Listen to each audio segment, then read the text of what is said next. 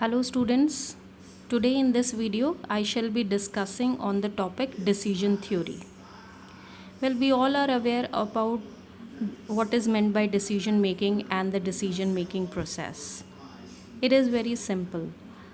Decision making process starts with the first step of identification of the problem. First we define a problem, then secondly we generate alternatives to solve that problem. Now these alternatives are then evaluated on the basis of certain criteria and the best alternative is chosen and implemented. So this is how a decision making process works. Now decision theory provides a formal analytical framework for decision making under conditions of uncertainty. Please do this correction. The word is not certainty, instead it is uncertainty. अगर certainty होगी तो वहाँ decision making की कोई ज़रूरत ही नहीं है because we know for sure what is going to happen. Decision making हमें वहीं करना है जहाँ पर अनसर्टनिटी है या किसी भी तरह का रिस्क फैक्टर इन्वॉल्व है. So there we need to analyse the possible ways of achieving our objective and the best possible method or alternative needs to be implemented. Decision theory is also known as decision analysis. Now, decision analysis is used to determine the optimal strategy. So we here find out the optimal strategy where decision maker is faced with several decision alternatives. यानी आपके पास एक से ज़्यादा decision alternatives हैं और उन alternative decisions को evaluate करके आपको एक ऑप्टिमल स्ट्रैटेजी डिवाइस करनी है. तो इस तरह के एनालिसिस को हम बोलते हैं डिसीजन एनालिसिस. नाउ प्रोसेस तो मैनेजमेंट साइंस में भी डिसीजन मेकिंग प्रोसेस वही रहती है, but there are certain terminologies जो कि हमें अंडरस्टैंड करनी ज़रूरी है. थोड़ा सा डिफरेंट हो जाता है डिसीजन मेकिंग प्रोसेस. स्टेप्स वही हैं, टर्मिनोलॉजीज़ डिफरेंट हैं और उसी के अकॉर्डिंग हमको फिर अपना कोई क्वेश्चन सॉल्व करना है. See, this is the decision making process and steps are given here. So first step is identification of the various possible outcomes. कि किसी एक सिचुएशन को सिचुएशन क्या है मैनेजमेंट साइंस में, मोस्टली सिचुएशन यही है that either you have to maximise the profit और we want to minimise the loss. तो उनको अचीव करने के लिए जो भी पॉसिबल आउटकम्स हैं they are called states of nature और इनको हम इवेंट्स बोलते हैं. तो इवेंट्स पे जो डिसीजन मेकर है उसका कोई कंट्रोल नहीं होता. It is beyond the control कि आउटकम क्या निकल के आएगा. जो भी आप एक्शन ले रहे हैं, जो भी स्ट्रैटेजी आप बना रहे हैं, उसको इम्प्लीमेंट कर रहे हैं, उसका रिज़ल्ट क्या होगा, that result is known as the event. So event का क्योंकि फ्यूचर में होने वाली चीज़ है, it is beyond the control of decision maker. So first we need to identify कि क्या पॉसिबल फ्यूचर आउटकम्स हो सकते हैं. तो जितने भी पॉसिबल आउटकम्स हैं उनको हम लेआउट कर लेते हैं, लिस्ट कर लेते हैं. Second step is identification of courses of actions. Courses of action जो कि डिसीजन मेकर के कंट्रोल में है, उसको डिसाइड करना है कि उसको क्या स्ट्रैटेजीज़ बनानी है, क्या स्ट्रैटेजीज़ हैं जो वो इम्प्लीमेंट कर सकता है. So to achieve the objective he needs to identify his courses of actions which is denoted by AJ. Then payoffs denoted by VIJ means for a ith event and jth outcome action, what will be the payoff? It is a kind of result or outcome from ith event and jth action or strategy. तो दोनों ही चीज़ों को combine करके उनका क्या result आता है, तो वो पे ऑफ्स हैं. पे ऑफ्स कैन बी पॉजिटिव और दे कैन बी नेगेटिव. तो पे ऑफ जो है आपके courses depending upon the strategy that you have chosen, वो प्रॉफिट भी ला सकता है और लॉसेस भी इनकर कर सकता है. And fourth step is choosing from among the various alternatives on the basis of some criteria. So after you have identified your courses of actions and events and what will be the possible payoffs, तो इन सब को ध्यान में रखते हुए और एक किसी क्राइटेरिया के बेसिस पे, वो क्राइटेरिया क्या होंगे दैट वी विल डिस्कस, तो उन क्राइटेरियाज के बेसिस पे you will choose the best alternative among the various alternatives. तो हम बेस्ट चूज़ करेंगे और that is how we are going to take the decisions. जो डिसीजन थ्योरीज़ हैं इनको हम दो कैटेगरीज़ में डिवाइड करते हैं और स्टडी करते हैं। एक है single stage decision making problems, ऐसी प्रॉब्लम्स जिसको कि हम एक ही स्टेज में स्टडी कर सकते हैं और डिसीजन ले सकते हैं। दूसरा है multi stage decision making problems, that is we need to take decisions at different stages and when we combine all the stages then there will be one particular decision taken by the person, and these multi-stage decision making problems are studied with the help of decision trees. Now how to solve a decision problem? I have provided you certain notes and in that I have given you the question that I will discuss to explain how decision making theory works.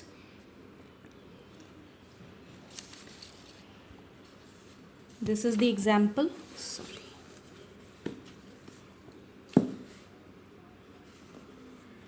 Read the example carefully. इसमें आपको information दी गई है. Look at this. It is given that a bookstore sells a particular book of tax laws of ₹100. It purchases the books of ₹80 per copy. यानी एक book store है जो कि tax की बुक्स परचेज कर रहा है 80 रुपीज़ पे एंड उसको फर्दर सेल करता है वो 100 रुपीज़ पे.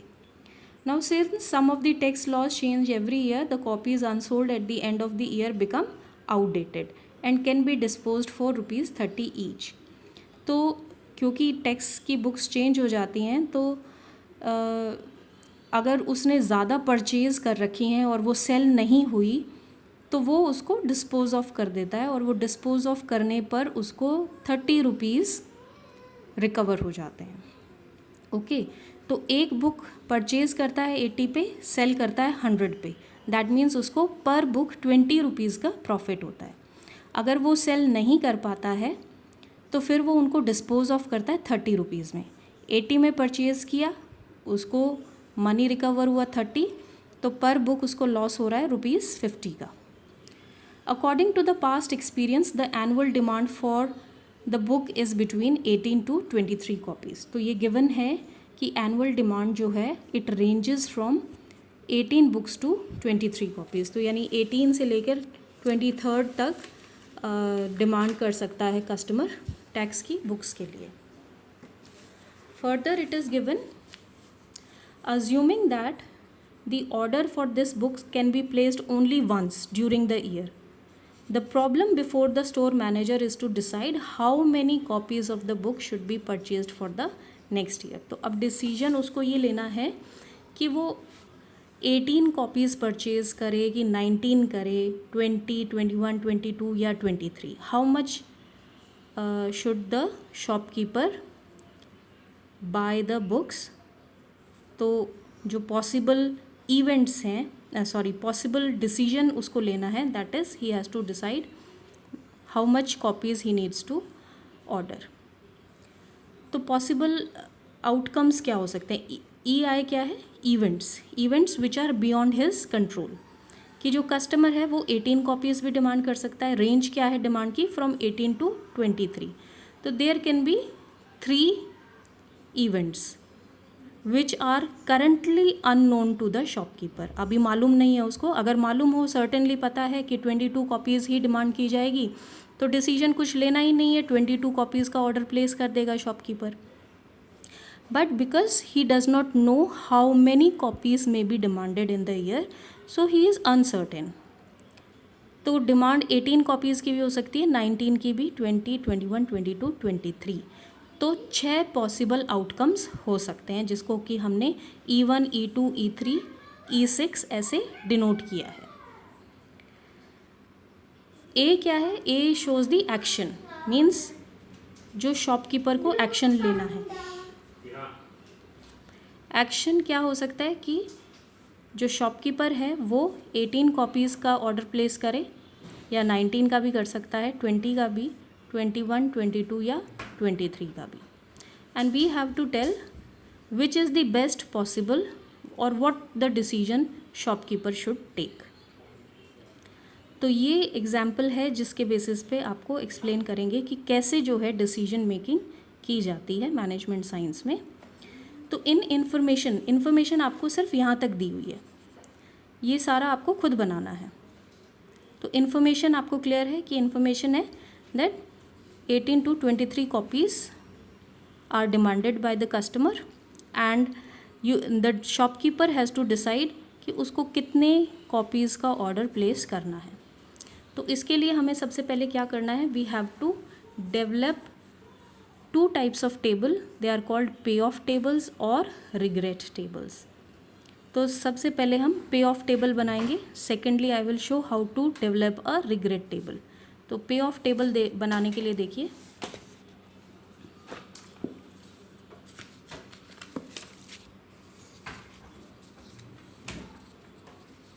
ये फॉर्मेट मैंने आपको प्रोवाइड किया है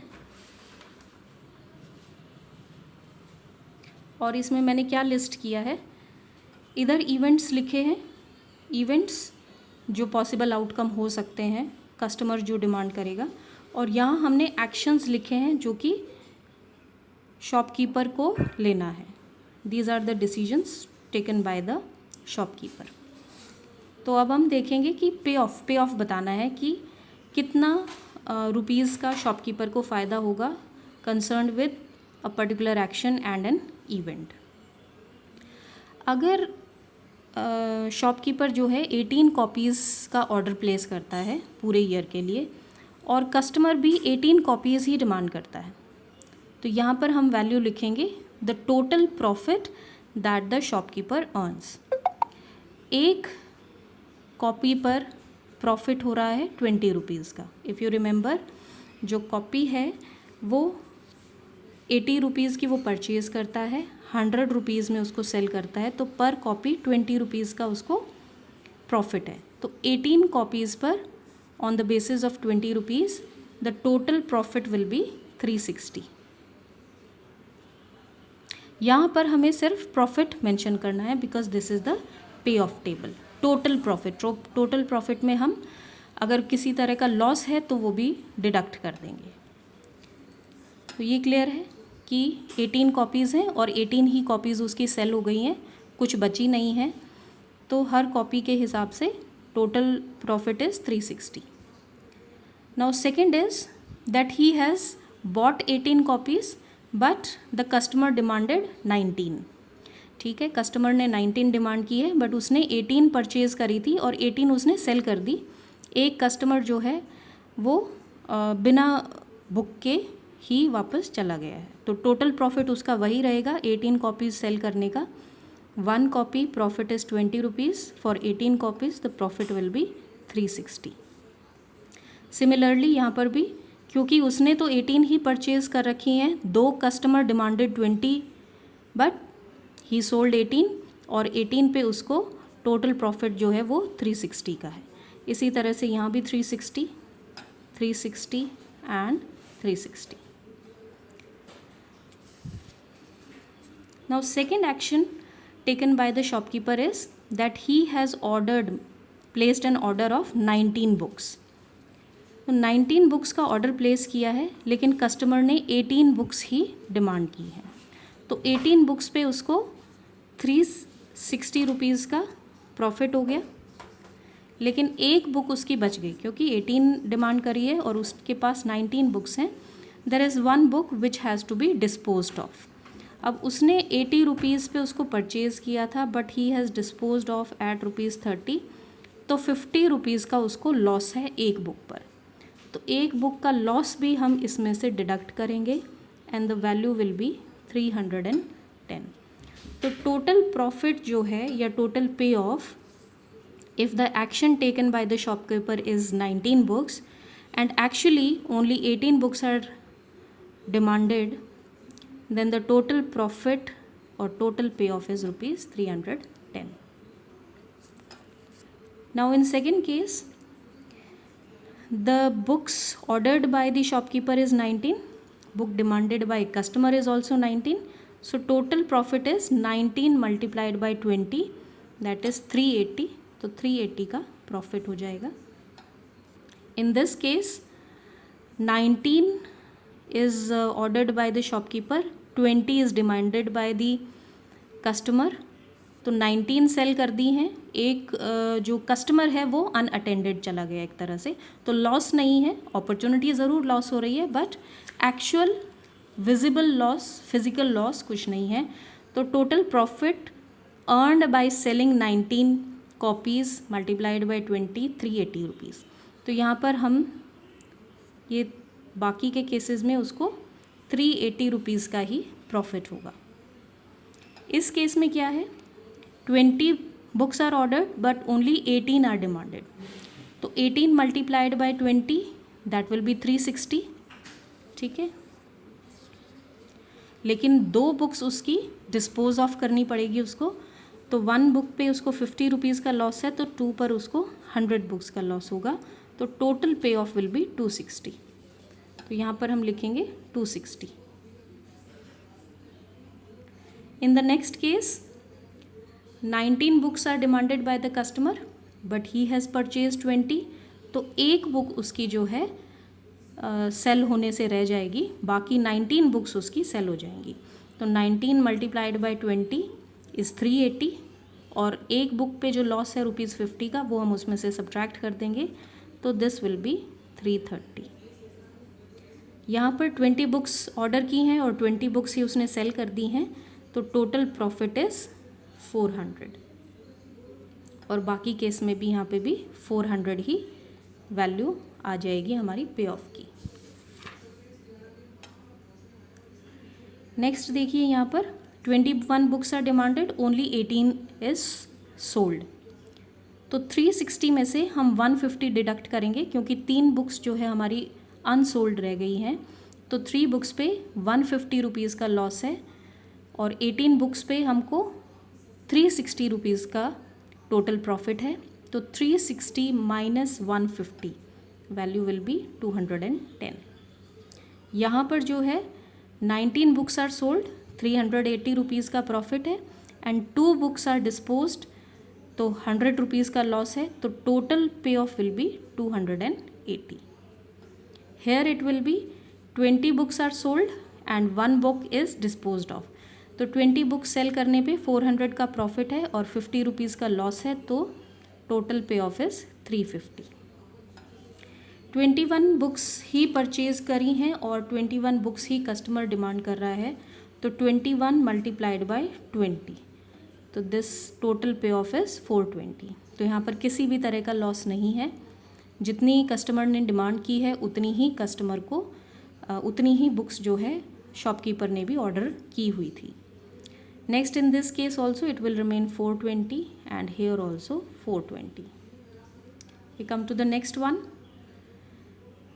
तो इसी तरह से हम इसको करते चले जाएंगे और हमारा ये टोटल पे ऑफ मैट्रिक्स बन जाएगा. पे ऑफ टेबल बोलते हैं इसको.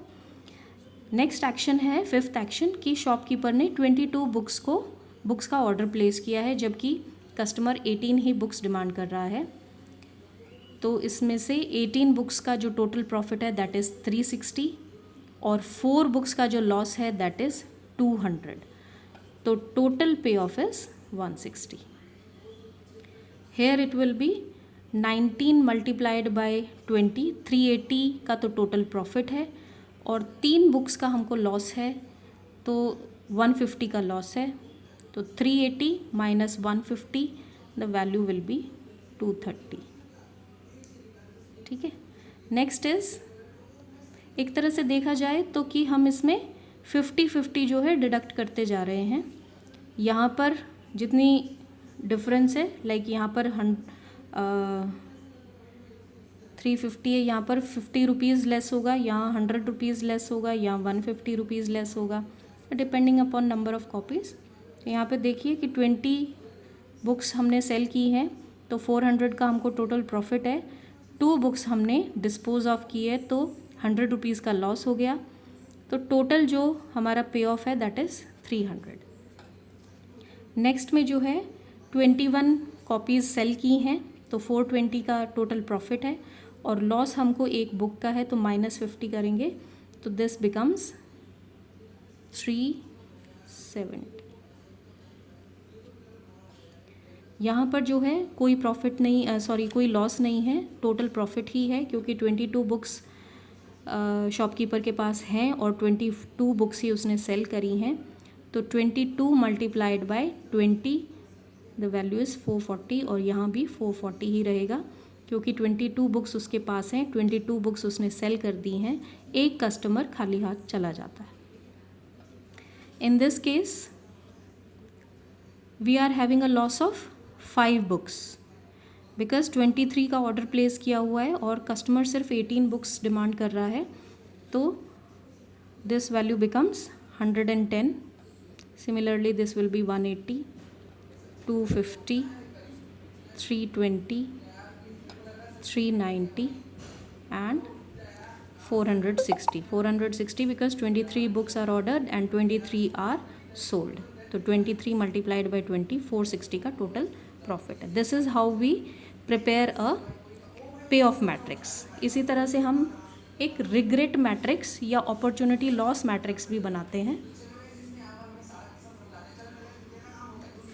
यहाँ पर हम लॉसेस को शो करेंगे कि कितना लॉस है, ओनली लॉस, तो प्रॉफिट नहीं यहाँ शो करेंगे। लॉस जो एक्चुअल लॉस हो रहा है वो भी, और जो अपॉर्चुनिटी हम लूज़ कर रहे हैं, लाइक कस्टमर 19 बुक्स डिमांड कर रहा है but we can only offer him 18, तो एक बुक पर होने वाला प्रॉफिट जो है हमारा क्या है, अपॉर्चुनिटी लॉस्ट या अपॉर्चुनिटी लॉस है, तो उसको भी हम यहाँ पर शो करेंगे। सो सी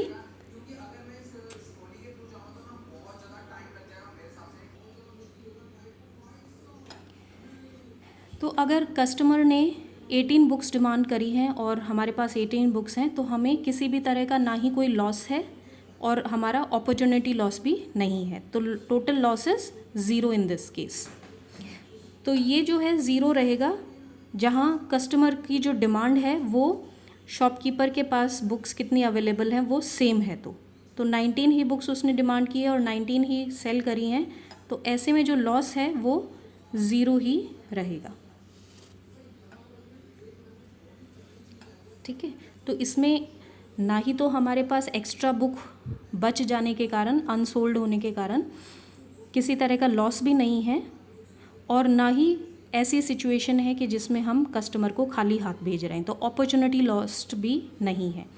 तो ये जो है डायगनली हमारी 0 आएगी, टोटल लॉस जो है या रिग्रेट जो है that is 0 in these cases.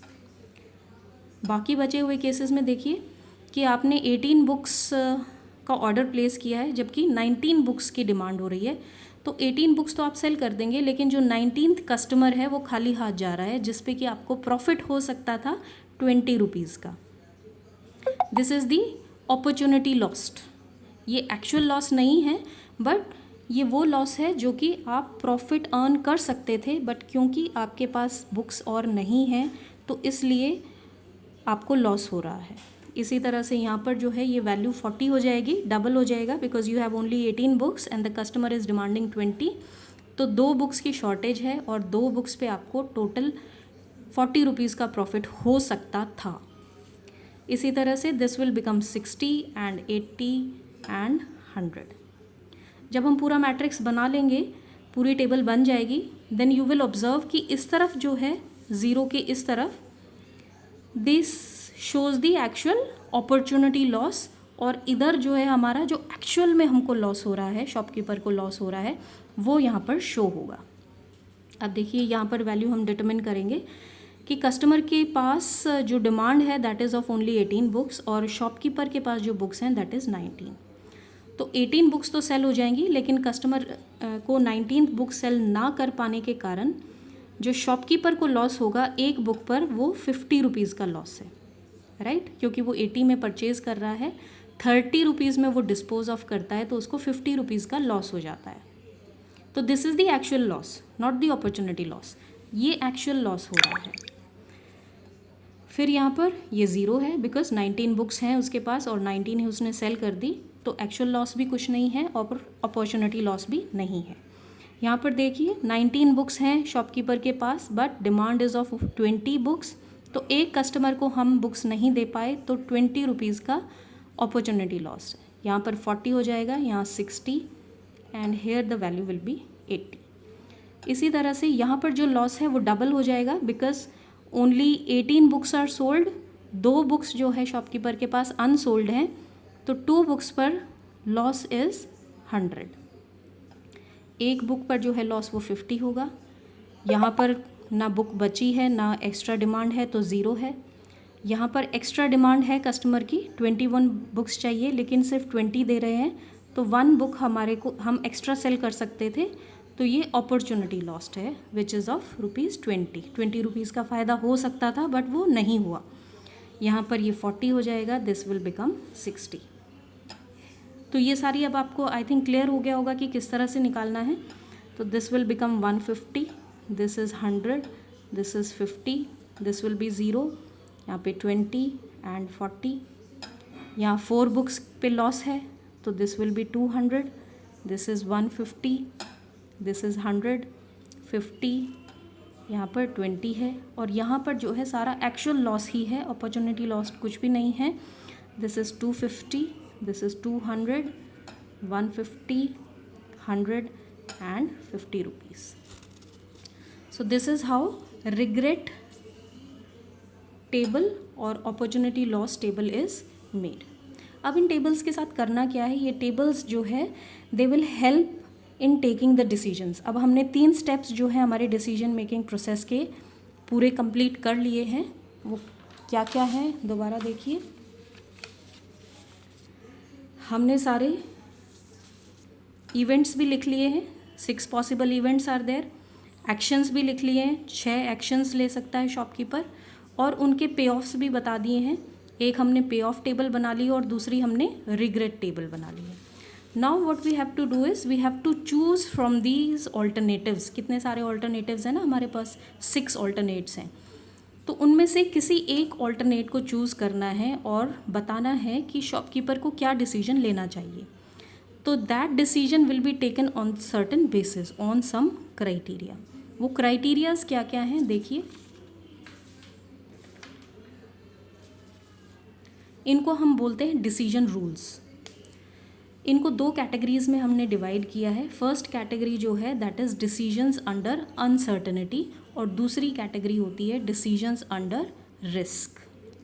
Okay, दोनों में डिफरेंस क्या है अनसर्टेनिटी और रिस्क में?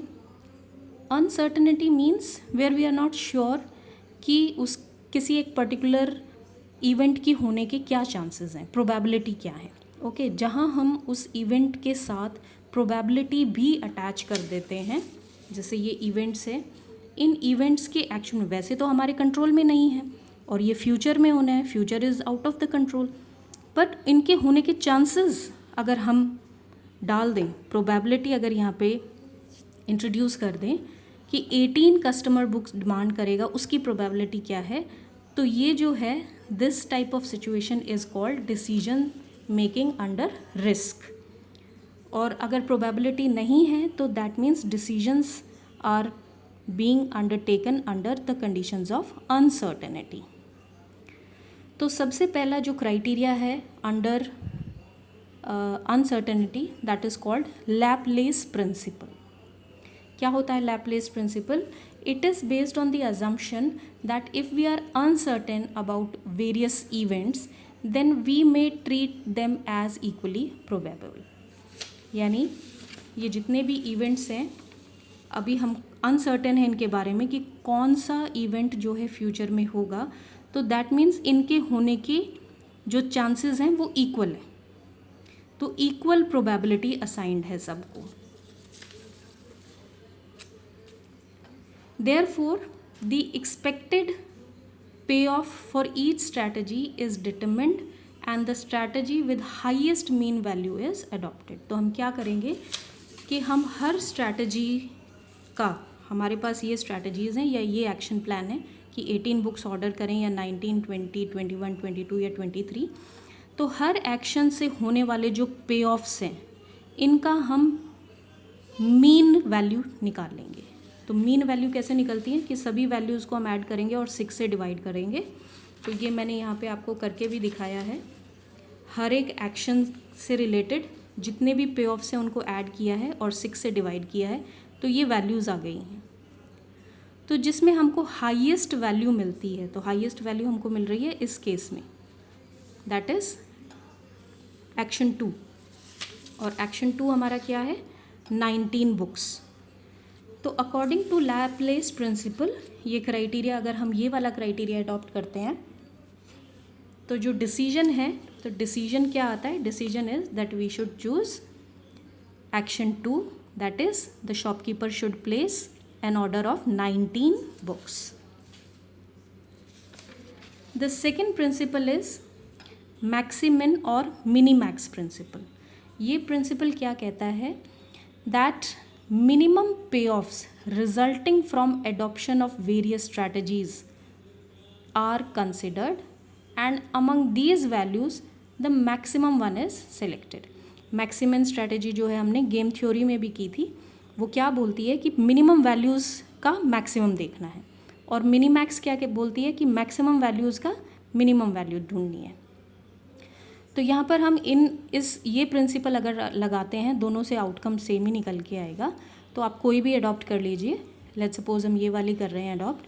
तो ये क्या कह रही है, ये कहता है कि जो मिनिमम पे ऑफ्स हैं, सभी जितनी भी हमारी स्ट्रैटेजीज़ हैं, उन सभी स्ट्रैटेजीज़ का मिनिमम पे ऑफ देखेंगे और उन मिनिमम पे ऑफ्स में से जो मैक्सिमम वैल्यू है, उस मैक्सिमम वैल्यू को हम सिलेक्ट करेंगे। दोबारा हम अपना पे ऑफ मैट्रिक्स देखते हैं। ये हमारी स्ट्रैटेजीज़ हैं, 6 पॉसिबल स्ट्रैटेजीज़ हैं। इनमें हम पहले मिनिमम पे ऑफ देखेंगे कि कहाँ है। इसका मिनिमम पे ऑफ तो कुछ नहीं है, सभी 360 हैं, ऑल आर इक्वल। इसमें मिनिमम पे ऑफ क्या है, this one is the minimum पे ऑफ। हेयर मिनिमम पे ऑफ इज़ दिस वन। यहाँ पर जो है इस वाली स्ट्रैटेजी का मिनिमम पे ऑफ 210 है। एक्शन 5 का मिनिमम पे ऑफ 160 है और action 6, this is action 6, action 6 का जो है मिनिमम पे ऑफ 110 है। तो ये वाली लाइन आप लगाइए ऊपर वाली, जो मिनिमम पे ऑफ्स को शो कर रही है। इन मिनिमम पे ऑफ्स में से जो मैक्सिमम वैल्यू है, दैट इज़ दिस वन। तो इसके कॉरस्पॉन्डिंग जो हमारा एक्शन है, दैट शुड बी चोजन। तो अकॉर्डिंग टू दिस क्राइटेरिया, यानी जैसा आप क्राइटेरिया चूज़ करेंगे, आपका डिसीजन जो है चेंज हो जाएगा। लैपलेस प्रिंसिपल ने जो डिसीजन दिया था, दैट वाज एक्शन 2, जबकि मैक्सिमम प्रिंसिपल जो है, जो आपको डिसीजन लेके दे रहा है, दैट इज़ एक्शन 1, कि शॉपकीपर को 18 बुक्स का ऑर्डर करना चाहिए। आप मिनी मैक्स भी करके देखेंगे तो भी 18 बुक्स का ऑर्डर हो, यही एक्शन आएगा। देन नेक्स्ट प्रिंसिपल इज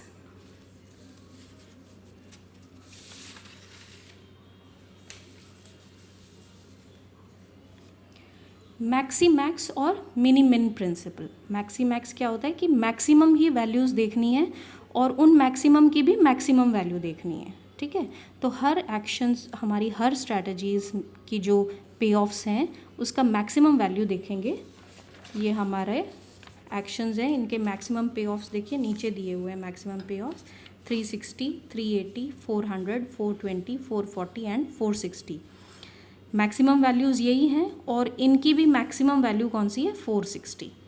तो इसके कॉरस्पॉन्डिंग जो एक्शन है, that is 23 copies should be ordered. तो according to this principle, maxi max और मिनी मिन प्रिंसिपल, जो हमारा डिसीजन है वो डिसीजन है कि action 6 should be chosen, 23 copies should be ordered. ये जनरली जो है, जो ऑप्टिमिस्टिक लोग होते हैं, बहुत ही पॉजिटिव थिंकिंग रखते हैं, तो वो इस टाइप की प्रिंसिपल को चूज़ करते हैं। ऑन दी अदर हैंड जो पेसिमिस्टिक होते हैं, तो वो मैक्सिमिन या मिनी मैक्स प्रिंसिपल को चूज़ करते हैं। Then next principle is Hurwicz principle. तो ये क्या कहता है कि जो एक इंडेक्स ऑफ ऑप्टिमिज्म को ये इंट्रोड्यूस करता है कॉन्सेप्ट को, which is denoted by alpha, कि जो इंडिविजुअल है उसमें जो डिसीजन मेकर है उसकी लेवल ऑफ ऑप्टिमिज्म जो है उसके डिसीजन को काफ़ी हद तक अफेक्ट करती है. And this index of optimism, the value of alpha, it ranges from 0 to 1. अगर एल्फ़ा की वैल्यू 0 है which shows extreme pessimism, means highly negative जो सोच है, तो that shows alpha value equals to 0. और alpha value equals to means 1 means extreme optimism, बहुत optimistic है कि प्रॉफिट ही प्रॉफिट होगा. तो हर्विट्ज़ क्या कहता है, क्राइटेरिया दिया है इसने, that we should multiply the maximum profit for each strategy AJ. हर एक्शन की जो हमारी मैक्सिमम प्रॉफिट है उसको हमें एल्फ़ा से मल्टीप्लाई करना चाहिए, और जो मिनिमम प्रॉफिट है उसको 1 माइनस एल्फ़ा से मल्टीप्लाई करके एक वैल्यू निकालनी चाहिए. वो हमने नेम दिया है उसको क्राइटेरिया वैल्यू, और उस क्राइटेरिया वैल्यू के बेसिस पे जो है डिसीजन लेना चाहिए. यहाँ पे फॉर्मूला दिया है that alpha is first multiplied by the maximum value of the action. A1, A2, A3 हर एक का जो है ये वैल्यू भी अलग होगी और ये वैल्यू भी अलग होगी. तो मैक्सिमम वैल्यू को एल्फ़ा से मल्टीप्लाई करेंगे और मिनिमम वैल्यू को 1 माइनस एल्फ़ा से मल्टीप्लाई करेंगे. इस क्वेश्चन में सपोज़ एल्फ़ा की वैल्यू है 0.6. So how we will calculate for action A1. Action A1 के लिए मैक्सिमम और मिनिमम वैल्यूज़ क्या है, सेम ही है. मैक्सिमम भी 360 है और मिनिमम भी 360 है. So if we multiply this, तो 360, ये तो वैल्यू तो वही आएगी. Alpha is 0.6, maximum value is 360, plus 1 minus alpha will be 0.4 and minimum value is also 360. तो इसको मल्टीप्लाई करेंगे तो हमारी वैल्यू 360 आएगी. एक और मैं कैलकुलेट करके दिखाती हूँ आपको A2 के लिए, एक्शन 2 के लिए. इसमें जो है अगर आप पे ऑफ मैट्रिक्स को देखें तो जो आपकी मैक्सिमम वैल्यू है दैट इज़ 380 और जो मिनिमम वैल्यू है दैट इज़ 180. आप मैट्रिक्स आप पे ऑफ टेबल देखें, उसमें ये वैल्यूज़ गिवन है कि मैक्सिमम पे ऑफ क्या है और मिनिमम पे ऑफ क्या है. तो 0.6 will be multiplied by 380 and 180 is multiplied by, sorry, it is for action, you know. तो आप देखिए एक्शन 19 की जो वैल्यू है, minimum value is 310 and not 180. 180 नहीं है, this is the value is 310. तो ये वैल्यू 310 है. तो इनको मल्टीप्लाई करके अगर हम ऐड करते हैं तो वैल्यू आ जाती है 352. मैं एक और भी आपको कैलकुलेट करके दिखाती हूँ.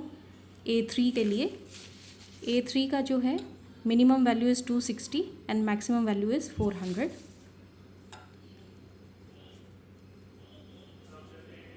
तो 0.6 is multiplied by 400 and 0.5 is multiplied by 260. तो इनको मल्टीप्लाई करके अगर हम ऐड करते हैं तो ये वैल्यू आती है 344. तो इस तरह से हम सभी वैल्यूज़ कैलकुलेट करेंगे. इसकी वैल्यू है 336, this becomes 328 and this is 320. Okay, so according to this जो हाईएस्ट वैल्यू आई है, highest value is this 360. So according to this the action should be A1 and 18 books should be ordered. Then another method is Savage principle. Savage principle जो है ये पे off matrix की बजाय regret tables के ऊपर बेस्ड होता है. हमने एक रिग्रेट टेबल भी बनाया है जिसमें कि लॉस शो किया है. तो उसमें हमने वो एक्शन चूज़ करना है जो कि मिनिमाइज़ करे हमारे रिग्रेट को. ठीक है, तो उसके लिए आप देखिए हर एक का लॉस देखेंगे हम, हर एक्शन से हमें मैक्सिमम लॉस कितना हो रहा है.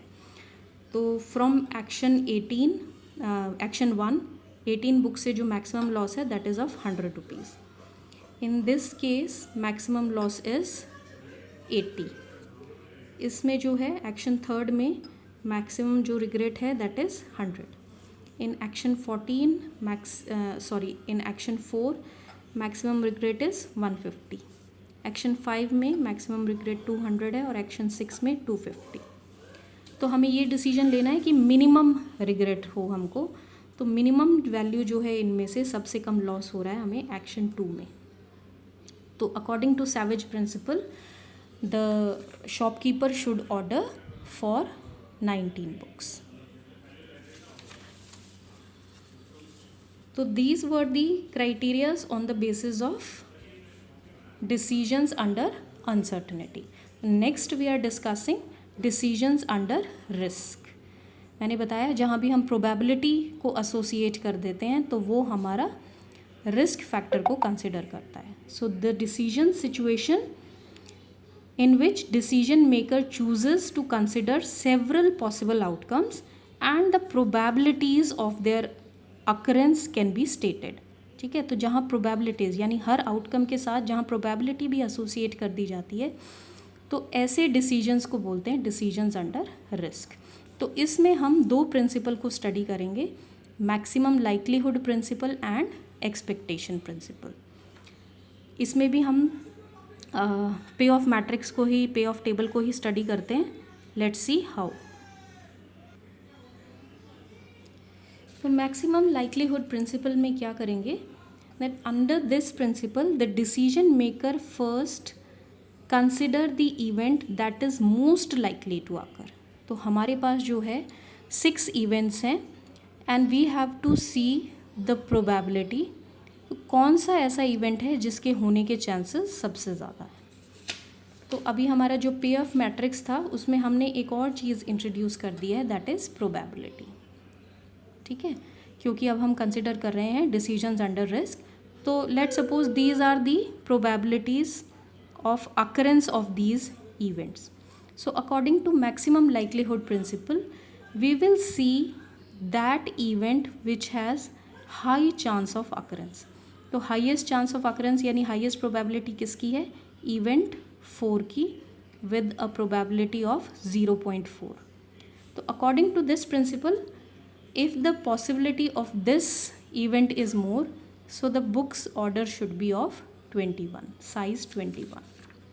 So this is according to maximum likelihood principle. The second kind and the last kind is expectation principles. That is we calculate expected payoffs. तो हर probability का हर event के साथ जो है probability attach हुई है, तो पे ऑफ को हम अकॉर्डिंगली कैलकुलेट करेंगे। तो देखिए एक्सपेक्टेशन प्रिंसिपल के according the expected payoff for each strategy is calculated by multiplying the payoff values. जो पे ऑफ वैल्यूज़ यहाँ पर दी हुई हैं, these are the payoff values. इन पे ऑफ वैल्यूज़ को हम कॉरस्पॉन्डिंग प्रोबेबिलिटीज़ के साथ मल्टीप्लाई करेंगे और उनको ऐड कर देंगे ताकि हमें उस पर्टिकुलर एक्शन से होने वाले प्रॉफिट, एक्सपेक्टेड प्रॉफिट को हम कैलकुलेट कर सकें। So pay off values with their respective probabilities and then adding up those products.